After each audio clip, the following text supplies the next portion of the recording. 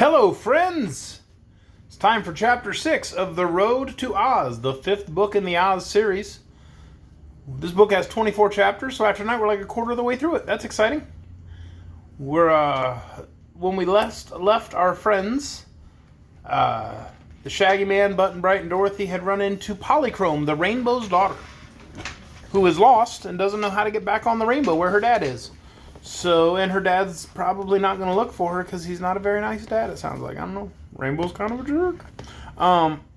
But they all decided to travel together. They're going to try to get to Princess Ozma in the land of Oz, and maybe Princess Ozma can help everybody get back to where they need to be and maybe make Button Bright not look like a fox anymore.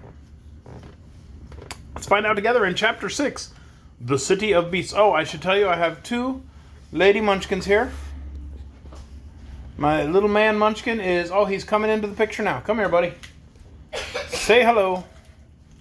Say hello to the world. I got all three Munchkins here tonight. We're going to read. I'm reading a little bit early. Yes. One of my Munchkins is mildly toothless. She lost a tooth into some orange chicken this evening. Not like she was trying to bite into a chicken that happened to be orange and lost a tooth. But like orange chicken, the Chinese dish, she was having it for dinner, and she took a bite, and then her tooth wasn't there no more. And now she's like, I can't eat any more orange chicken. I kind of had to throw it all up to find my tooth. And I was like, that's gross. Okay. Let's read. Let's read. Chapter 6, The City of Beasts. When noon came, they opened the Fox King's basket of luncheon and found a nice roasted turkey with cranberry sauce and some slices of bread and butter. As they sat on the grass by the roadside, the Shaggy Man cut up the turkey with his pocket knife and passed slices of it around. "Haven't you any dewdrops or mist cakes or cloud buns?" asked Polychrome longingly. "Course not," replied Dorothy. "We eat solid things down here on Earth, but there's a bottle of cold tea. Try some, won't you?" The Rainbow's daughter watched Button Bright devour one leg of turkey. "Is it good?"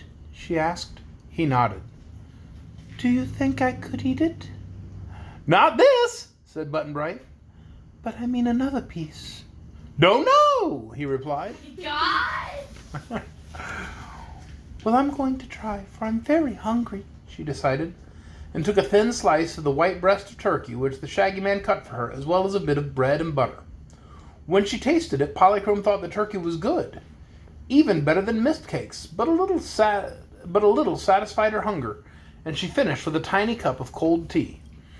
"Well, that's about as much as a fly would eat," said Dorothy, who was making a good meal herself. "But I know some people in Oz who eat nothing at all." "Who are they?" inquired the Shaggy Man. "One's a scarecrow who's stuffed with straw, and the other's a woodman made out of tin. They haven't got any appetites inside them, you see, so they never eat anything at all." "Are they alive?" asked Button Bright. "Oh, yes," replied Dorothy. "And they're very clever and very nice, too. If we get to Oz, I'll introduce them to you." "Do you really expect to get to Oz?" inquired the Shaggy Man, taking a drink of cold tea. "Well, I don't know what to expect," answered the little girl, seriously. "But I've noticed if I happen to get lost, I'm almost sure to come to Land Oz in the end, somehow or other. So I may get there this time, but I can't promise. You know, all I can do is wait and see." "Will the scarecrow scare me?" asked Button Bright. "No, 'cause you're not a crow," she returned. "He has the loveliest smile you ever saw, only it's painted on and can't help it." Lunch being over, they started again upon their journey, the Shaggy Man, Dorothy, and Button Bright walking soberly along, side by side, and the Rainbow's daughter dancing merrily before them. Sometimes she darted along the road so swiftly that she was nearly out of sight. Then she came tripping back to greet them along with her silvery laughter. But once she came back more sedately to say, "There's a city a little way off." "I expected that," returned Dorothy, "for the fox people warned us there was one on this road. It's filled with stupid beasts of some sort, but we mustn't be afraid of them because they won't hurt us." "All right," said Button Bright, but Polychrome didn't know whether it was all right or not. "It's a big city," she said. "The road runs straight through it." "Never mind," said the Shaggy Man. "Long as I carry the love magnet, everything will love me. And you may be sure I ain't allow any of my friends to be harmed in any way." This comforted them somewhat, and they moved on again. Pretty soon they came to a signpost that read, "Half a mile to Dunkiton." "Oh," said the Shaggy Man, "if they're donkeys, we have nothing to fear at all." "Well, they may kick," said Dorothy doubtfully. "Then we will cut some switches and make 'em behave," he replied. At the first tree he cut himself a long, slender switch from one of the branches, and shorter switches for the others. "Don't be afraid to order the beasts around," he said. "They're used to it." Before long the road brought them to the gates of the city. There was a high wall all around which had been whitewashed, and the gate just before our travelers was a mere opening in the wall with no bars across it. No towers or steeples or domes showed above the enclosure, nor was any living thing to be seen as our friends drew near. Suddenly, as they were about to boldly enter through the opening, there arose a harsh clamor of sound that swelled and echoed on every side until they were nearly deafened by the racket and had to put fingers to their ears to keep the noise out. It was like the firing of many cannon, only there were no cannonballs or other missiles to be seen. It was like the rolling of mighty thunder, only not a cloud was in the sky. It was like the roar of countless breakers on a rugged seashore, only there was no sea or other water anywhere about. They hesitated to advance, but as the noise did no harm, they entered through the whitewashed wall and quickly discovered the cause of the turmoil. Inside were suspended many sheets of tin or thin iron, and against these metal sheets a row of donkeys were pounding their heels with vicious kicks. The Shaggy Man ran up to the nearest donkey and gave the beast a sharp blow with his switch. "Stop that noise!" he shouted, and the donkey stopped kicking the metal sheet and turned its head to look with surprise at the Shaggy Man.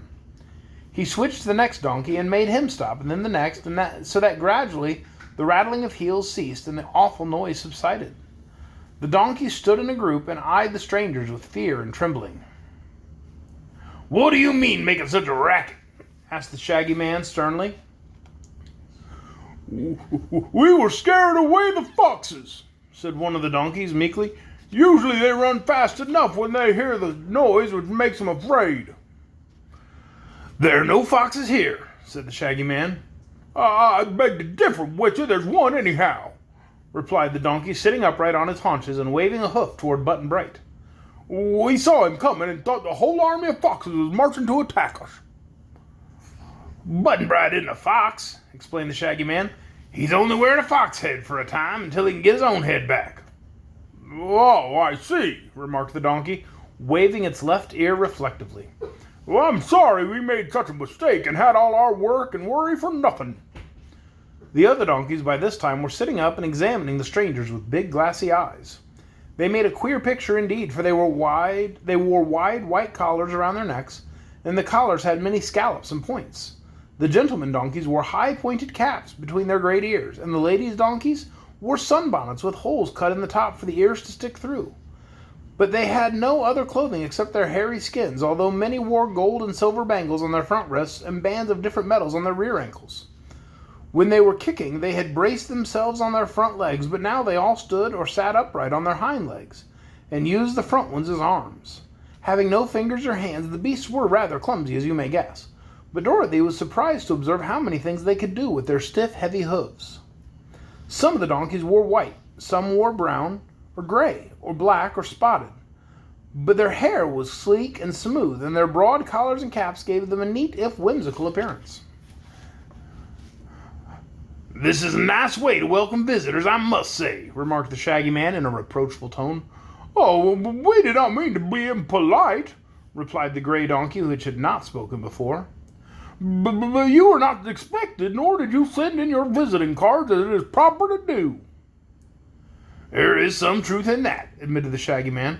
"But now you're informed that we are important and distinguished travelers, I trust you will accord us proper consideration." These big words delighted the donkeys and made them bow to the Shaggy Man with great respect. Said the gray one, "Yes, you shall be taken before the great and glorious Majesty King Kickerbray, who will greet you as becomes your exalted stations." "That's right," answered Dorothy. "Take us to someone who knows something." "Oh, we all know something, my child, or we shouldn't be donkeys," asserted the gray one with dignity. "The word donkey means clever, you know." "I didn't know it," she replied. "I thought it meant stupid." Not at all, my child. If you will look in the Encyclopedia Donkenaria, you will find I'm correct. But come, I myself will lead you before our splendid and exalted and most intellectual ruler. All donkeys love big words, so it is no wonder the gray one used so many of them. All right, so that is the end of chapter 6. Tomorrow night we'll read chapter 7, The Shaggy Man's Transformation. I do hope you'll join us. Good night.